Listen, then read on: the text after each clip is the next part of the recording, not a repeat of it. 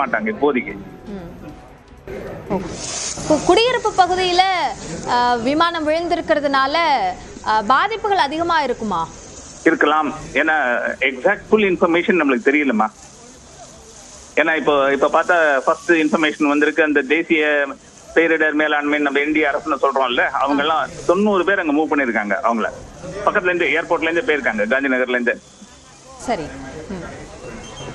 இப்போ இந்த தீயை அணைக்கிறதுக்கு ஒரு சிறப்பு ஏற்பாடுகள் செய்யப்பட்டிருக்கும், அது விமான நிலையங்கள்ல இருக்கும், எல்லாமே ரெடி, ஆல் இன் பிளேஸ். இப்ப நீங்க விஷுவல்ஸ் பாத்தீங்கன்னாலே அது சுத்தி இருக்கிற ஏரியாலாம் இருக்கிற ஃபயர்லாம் அணைக்கிறதுக்காக தண்ணி எல்லாம் அடிச்சுட்டு இருக்காங்க இப்போதைக்கு. ஏர்கிராஃப்ட் சுத்தி இருக்கிற ஏரியா நீங்க சொன்ன மாதிரி தேர் குட் பி இது இருந்திருக்கலாம், மரம் இருந்திருக்கலாம், 6 வீடு இருந்திருக்கலாம், அது என்ன டீடைல்ஸ் தெரியல. அதிகமான ஃபியூல் இருந்திருக்கும் அப்படின்னு நீங்க சொல்றீங்க. அது இருந்திருக்கும்ல, ஃபுல் டேங்க் மாதிரி 9 hours நான் ஸ்டாப் மாதிரி. Ahmedabad to London around 9 hours ஆகும் ஃளைட். அதனால தீயை அணைக்கிறது ஏதோ சவாலாக இருக்குமா? சவால் நிச்சயமா பெரிய சவாலா இருக்கும்.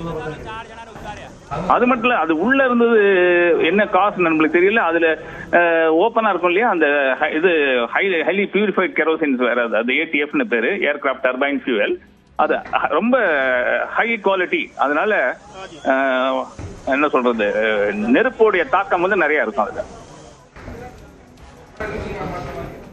திரு மோகன், இப்போ இத எப்படி கையாள்வாங்க? இப்போ இப்படியான ஒரு விமான விபத்து நிகழும் போது அதை எல்லாரும் ஒருங்கிணைந்து அதை கட்டுப்படுத்துறதுக்கு என்ன மாதிரியான பணிகள்ல ஈடுபடுவாங்க பொதுவாக இது போன்ற விமான விபத்து? இப்ப எப்படின்னா, முதல்ல இந்த மாதிரி வந்த உடனே இப்ப பக்கத்துல இருக்கிற ஸ்டேட், இப்ப நம்ம ஒரு ஏர்போர்ட்டுக்கு பக்கத்துல இருக்கிற நியரஸ்ட் ஃபயர் சர்வீசஸ் எல்லாம் முதல்ல வரும். பக்கத்துல இருக்கிற ஹாஸ்பிட்டல்ஸ் எல்லாம் will be ready with all the ambulances, private ambulance, hospital ambulance எல்லாம் all hospitals will be on standby. 242 passenger வந்து சொல்றோம்.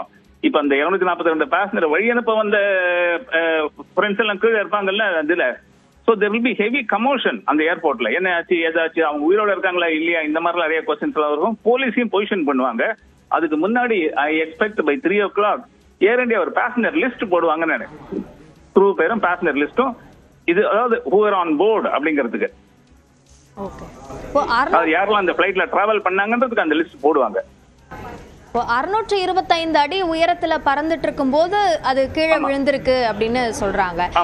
அந்த உயரத்துல இருந்து விழும்போது அதோட தாக்கம் எப்படியாக இருந்திருக்கும்? அதாவது நம்ம பிசிக்ஸ்ல எல்லாம் மொமெண்டம்னு நம்ம சொல்லுவோம்மா.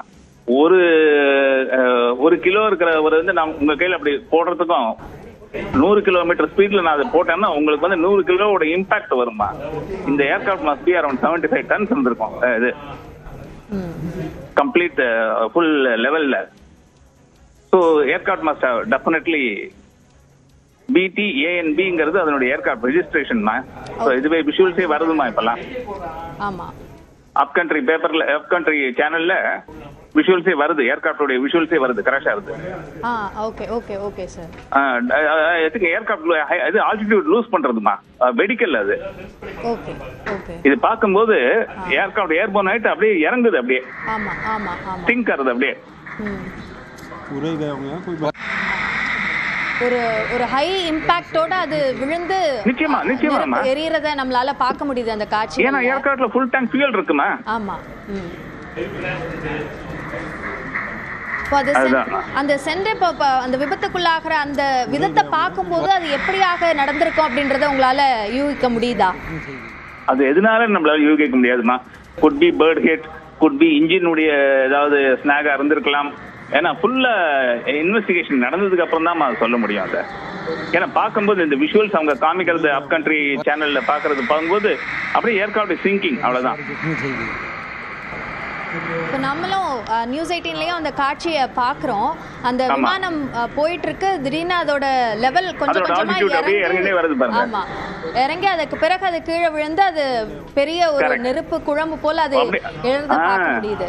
நம்ம தமிழ் சினிமாலாம் பாருங்க, இந்த ஆரஞ்சு கலர்ல அந்த இது வருது பாருங்க. அதாவது அதனுடைய தீவிரம் ரொம்ப ஜாஸ்தியா இருக்குமா. நம்ம வீட்டுல பண்ற கெரோசின் வந்து 0.5 0.6 தான் ஸ்பெசிபிக் கிராவிட்டி. இதுக்கு வந்து 0.8மா, 100% fuel, இது பியூர். சோ அதோட இம்பாக்ட் வந்து ரொம்ப அதிகமா தான் இருக்கும்னு சொல்றீங்க? நிச்சயமாக இருக்கும், நிச்சயமாக இருக்கும். இப்போ இந்த சமயத்துக்குள்ள இப்போ 1:40 மணி அளவில் அந்த விபத்து ஏற்பட்டிருக்கு அப்படின்ற தகவல் நமக்கு கிடைக்குது. இப்போ அதுல இருந்து இந்த நேரத்திற்குள்ளாக அந்த நெருப்பை அணைத்திருக்க முடியுமா? அது எப்போ ஃபயர் இன்ஜின் முதல்ல ரீச் ஆச்சுன்னு பார்க்கணும் இல்லையா? இது நம்ம it is not an organised event இல்ல. இது வந்து நம்ம சினிமா ஷூட்டிங் எடுக்கிற மாதிரி இந்த சமயத்துல கரெக்டா அந்த மாதிரிலாம் பண்ண முடியாது இல்ல. அதனால எப்போ அவங்களுக்கு இன்ஃபர்மேஷன் கிடைச்சு அவங்க அந்த இடத்துக்கு ஆக்சிடென்ட் ஸ்பாட்டை கரெக்டா லொகேட் பண்ணி போய், எனக்கு தெரிஞ்சு 1:40 1:50 ஆக்சிடென்ட்னா 2:20 2:25 வரைக்கும் ரீச் ஆயிருக்கிறது சான்ஸ் இல்ல. ஏர்போர்ட்ல இருக்கிறத முதல்ல போயிருப்பாங்க. பொதுவாக ஒரு டேக் ஆஃப் ஆகிறதுக்கு முன்பாகவே ஏர் மெயின்டெனன்ஸ் என்ற விஷயங்கள் எல்லாம் அதற்கு உட்படுத்தப்பட்டு அதற்கு பிறகுதான் போயிருப்பாங்க. அதை மீறி எப்படியான ஒரு விபத்து ஏற்படுவதற்கு என்ன காரணம்? அதுதான்மா, அது அசாதாரண ஏதாவது சிச்சுவேஷன் ஏதாவது இருந்திருக்கணும். அதாவது எஸ்பெஷலி இப்போ வந்து பாம்பே டு லண்டன் போறாங்கன்றதுனால இப்போ பாகிஸ்தான் ஓவர் ஃபிளைங் எல்லாம் கிடையாது. So they go on a different route. So எல்லாத்துக்குமே ப்ரிப்பேர் பண்ணி தான் போவாங்க. 9 hours நான் ஸ்டாப் ஃபிளைங்மா. அதனால அவங்களோட அந்த என்ன சொல்றது, அந்த 100% செக்யூரிட்டி 100% சேஃப்டி மெஷர்ஸ்லாம் பார்த்துட்டு தான் டேக் ஆஃப் பண்ணுவாங்க. இது வந்து 242 பேசஞ்சரோட உயிர் மட்டும் இல்லை, ஏர்கிராஃப்டே ஒரு 800 கோடி விலையாச்சேம்மா. இப்போ இந்த மீட்பு பணிகள் இது சார்ந்த விஷயங்கள் எல்லாம் முடிகிறதுக்கு, அது சார்ந்த ஒரு கிளியர் பிக்சர் நமக்கு தெரியறதுக்கு வந்து இன்னும் 1 மணி நேரம் ஆகலாம் அப்படின்னு கணிக்கிறீங்களா? எனக்கு தெரிஞ்ச முதல் தகவல், அதாவது ஒரு 10 பேசஞ்சர் 10 பேசஞ்சர் வந்து பக்கத்துல இருக்கிற ஹாஸ்பிட்டலுக்கு வந்திருக்காங்க, அவங்க உயிரோட இருக்காங்க, பேர்ன்ஸ் இருக்கு, அந்த மாதிரி இன்ஃபர்மேஷன் எல்லாம் முதல்ல உங்களுக்கு வரத்துக்கே 3 மணி ஆயிடுமா. இப்ப மணி 2:40 ஆகுது, 3 மணி ஆயிடும்.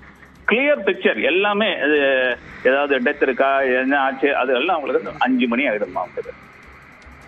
ஓகே, ஸோ இது இந்த விபத்துக்கான காரணம் என்ன அப்படின்றது தெரிய வருவதற்கு எவ்வளவு அவகாசம் ஆகலாம்?